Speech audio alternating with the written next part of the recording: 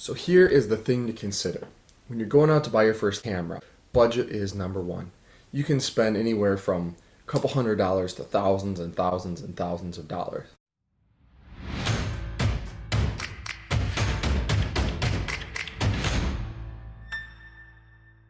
Alright you guys, so this week we are going to talk about camera bodies. Camera bodies, there's a lot of things to consider. So taking into account which brand of camera you buy is extremely important, because once you invest into a camera system, you're most likely not going to switch for a lot of reasons. Once you start buying lenses and other Canon or Nikon branded stuff, it just makes things a lot more expensive to switch to another brand. So I shoot Canon cameras. There's a number of reasons. One of the big reasons I went with Canon was the fact that all the other wedding photographers I was working with at the time shot Canon. But once I switched, I found something out that was really cool. Canon, a lot of their lenses, they have version 1s, then they update it, come out with version 2s, and they update it, and in some cases they even have version 3s now. So the cool thing is if you go back and you buy an older lens like their version 1s, they're usually not a ton different than the version 2s and 3s. In some cases they are, but a lot of times you can buy professional quality lenses for a lot cheaper, like on eBay or Craigslist. So you're not spending $1,500, $1,800, $2,000 on a brand new lens. You're getting something that's still really great quality for $800, $1,000 or whatever. But that's farther down the road for you.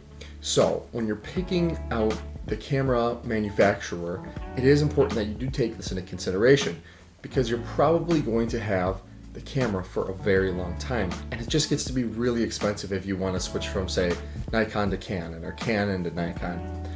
So if you're looking at a budget of around $500 or less, you're going to be buying what's called a cropped sensor camera. There's other things out there called full frame cameras.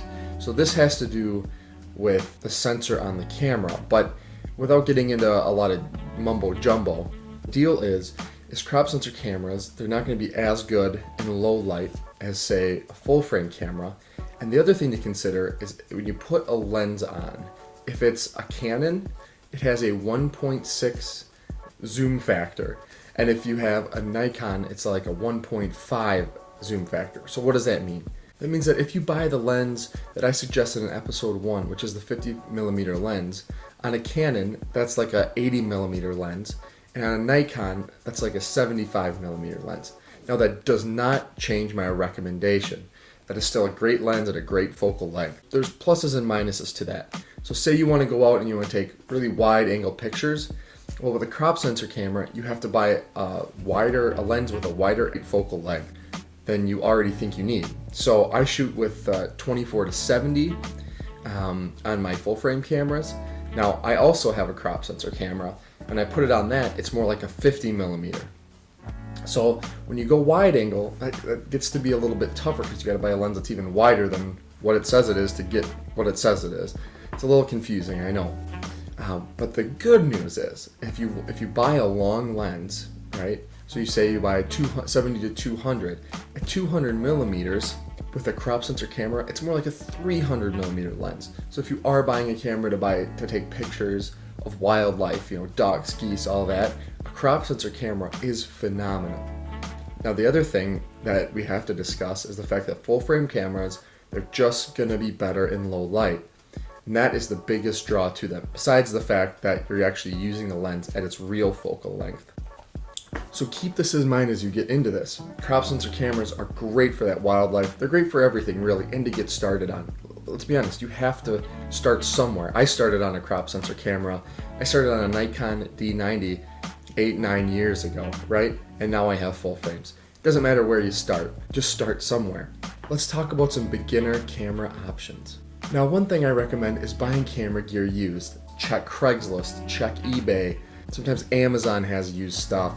I also really like a website called lensauthority.com. This is a counterpart to a lens rental company. So you can find some really good deals on there. And companies like Lens Authority have ratings next to each single camera body, so you know what you're buying. Places like Craigslist might be a little scary. Places like eBay can also be scary. Just read the description well. read it thoroughly. If it's a long description, don't miss anything.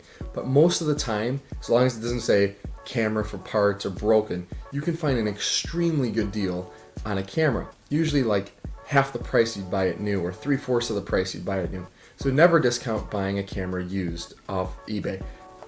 So if you're going out to buy your first camera, here's what I would recommend.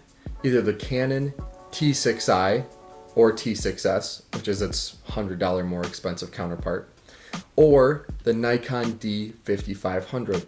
Both of these cameras for beginners are going to be fantastic. Now again, if you're getting into this, it's not necessarily cheap, right? Everything's expensive, especially when you're getting into a more professional or DSLR style camera. So both the Canon T6i and D5500, brand new, they're right around, $550, $500, $550. So if you buy the lens we talked about in episode 1 and this, you're talking $600 or $700 investment. That's not cheap. Now you can find these cameras on eBay. They're around $300 to $500. Again, it depends on the camera, if it was a kit, yada yada yada. I suggest if you're gonna go on eBay, just buy a camera body. Like I said, you can buy that 50mm for $100 and whatever dollars, and you can really save yourself some money. So if you do some searching, you can probably find the camera for around $300, $350. You can buy the lens for $100 and $180 depending on what brand you're looking at. So all in, you're only spending $500 to begin with. Go with Canon, you'll be happy. But again, if you want to shoot Nikon, shoot Nikon. It's a great brand. They have great lenses, but for the budget-friendly photographer, I really recommend the Canon. So you'll notice for this episode, I brought a little bit different energy to it. Felt like maybe I wasn't showing my personality off like I should. I'm a pretty high energy guy. I like to have fun. I'm not a real boring kind of sit there and talk guy. So we'll see. Let me know if you like the high energy. Just trying to show off kind of my real personality, starting to get a little more comfortable behind the camera. So if you like this, let me know. If you like me boring and just kind of giving you the facts, real monotone, let me know. I'm happy to change it up for you guys. Have a great day. Thank you for watching. Did we talk about everything? Yeah.